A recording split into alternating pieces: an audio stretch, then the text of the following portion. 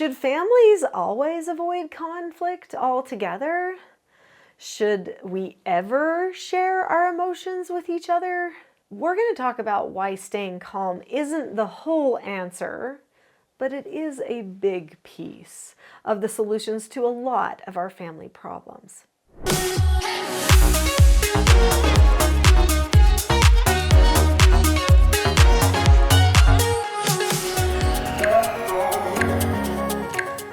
So let's talk about how to handle conflict in a healthy way then.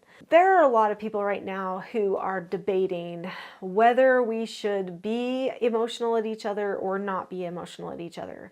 When we look at social media and we see people just firing emotions at each other all the time, we always are asking ourselves as a society now, is that healthy? Is that the right way? Did they need to say that? Should I congratulate them? Should I say, ooh, you could have done that better? Right? What are we supposed to think and judge? And how do we know if that person needed it, didn't need it? And is that how we know if it's healthy? Just if a person said, well, I needed to do that? I think that's how we're gauging a lot of our stuff nowadays, is we're saying, well, if the person feels like that's what they need to do, then that must be the healthy thing. I don't know if I can buy that, because there's a lot of things I feel like I need to do. And I know that many of them would not be healthy. One of them would be like, I feel like I need to stay in bed until 11 a.m. I mean, I could just sleep and sleep and sleep. But if I didn't get up, everything falls apart, right? Or I feel like I need to stay up late at night. Maybe that's the problem, right? Well, that's why I'm sleeping in, right? Because I'm staying up too late at night. If I feel like I need to stay up late at night, then I'm rationalizing it. And guess what? Again, all kinds of things. What happens to my marriage relationship? What happens to the morning time then? How am I going to feel that next day? If I threw the whole next day away that night just because I wanted to watch one show or something like that. No, I don't think that can be our solution. I don't think we can say, well, if a person feels like they need it, then that's what they need. I don't know if that's always true. But do those emotions help us sometimes? Yeah, they do. In fact, emotions can be very productive.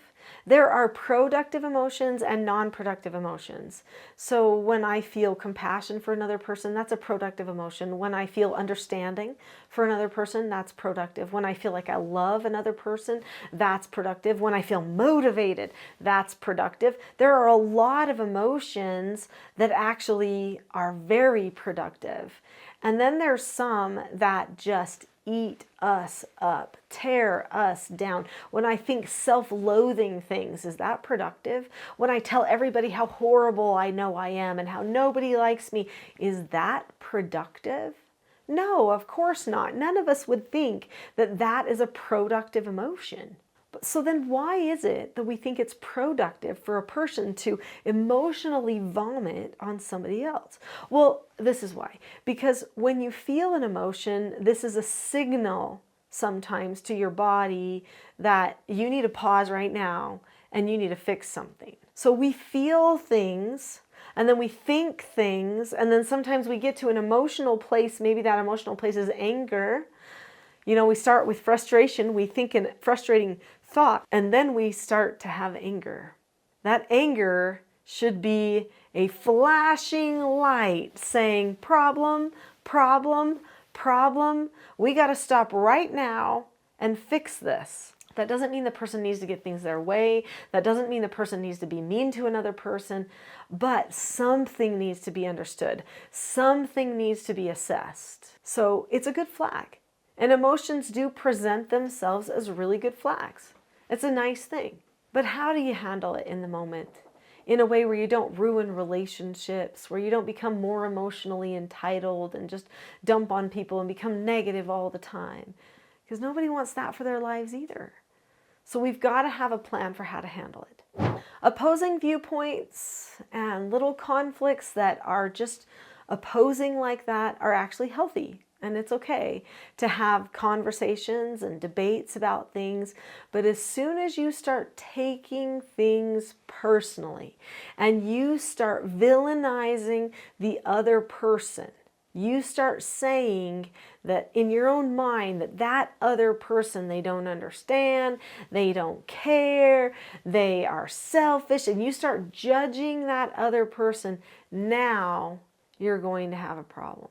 If the family can stay open-minded, then things will go a lot better. If the family has a plan for how to communicate and solve their problems, if they have skills to help them, like the teaching self-government skill, disagreeing appropriately, they will be more successful.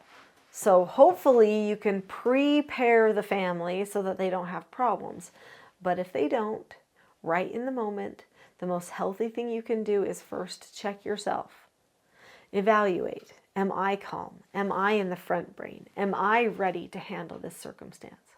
And if the answer is yes, then carry on with a dialogue that everybody understands. So the teaching self-government parenting approach has scripts. So everyone has scripts. I mean, whether you've written them down or not, you all have a script. You program yourself what to say. We're all robots. But we can program ourselves deliberately instead of accidentally just learning from, media or our parents or whoever we learned from. We can say, this is how I want to handle it. So a good self-governed family says, okay, this is how we're going to handle the situation. So if I check myself, I'm calm, and then I look at my script, what is it that I'm going to say in this scenario? How am I going to disagree appropriately with them? Or how am I going to help them do a calmness check right now and then see if we can get to a place of understanding? So one thing I'm probably going to do is just seek to understand right at the beginning. I'm probably going to say, I can tell you really want to tell me a lot right now about your weekend plans, and you're hoping that I understand some things that you've got going. I want to have that conversation. Let's just take some breaths first. Let's get to a place of calmness so that we can have that conversation, because I'm ready to listen to you.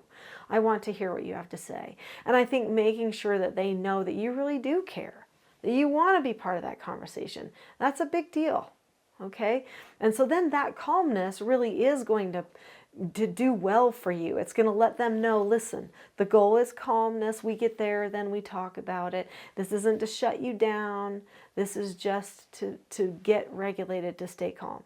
So I had a conversation the other day. I have this TSG community. And on the community, people ask me questions every week. And I answer the questions live, and then, they're sent out to people too if they can't be there live. And this one person was asking a question live. So the mother had bought the course and the community, and they were, learning teaching self-government. But the father was skeptical of it because he was much more emotionally entitled. And he was like, well, yeah, but, just because a person's having an emotion, they shouldn't feel like, that they have to be calm to talk about it. Sometimes you have to, just be able to have that emotion. And he was trying to challenge me with that, I guess, rationalization. And I said, well, it is true that every person has emotions. That's true. They're all part of who we are, and they help us understand people better because of it. And they teach us a lot of things about ourselves too, which is important. But when you're feeling really emotional, what part of your brain are you in? And he, didn't answer. And I said, you're in your midbrain. You don't have as much ability to think. And so if the person's trying to solve their problem, we need to help them get to front brain first. Then we can think. So this is why your wife is telling your children, listen, we can talk about this. Let's just be calm. And he said, yeah, but when she mentions, let's just be calm, that gets them even more mad. Well, yes, it would get them more mad if they feel entitled. And if they also feel that the other parent in the family is going to back them up on that, then they're not going to choose to get calm. They're going to feel validated. So the whole family needs to learn the value of calmness as it relates to our just regular brain function so that we can communicate better as a family. It also gives us a boundary. It's so funny to me that in this day and age, we have so many people concerned about boundaries, setting good boundaries and making sure that they keep themselves and others safe with boundaries. Yet when it comes to their own emotions and dumping them on other people and controlling and manipulating with them, that they don't want boundaries. At the end of that conversation, with that family, he was like, okay, I think I found what I needed. I think we need to tell them ahead of time. And I said, oh yeah, that's true. Because it is important to tell a person ahead of time, listen, this is why we're getting to calmness. There's a reason. So if you're going to help your family get to calm, explain it. Teach them about it. Read some of the calm books that I have on my website. Go maybe to the Calm Parenting Toolkit. So the Calm Parenting Toolkit is on my website. It's free right now. If you go to teachingselfgovernment.com, you can find it there, and it'll give you 10 tools for calmness to get you started on your self-government journey. I'll see you there.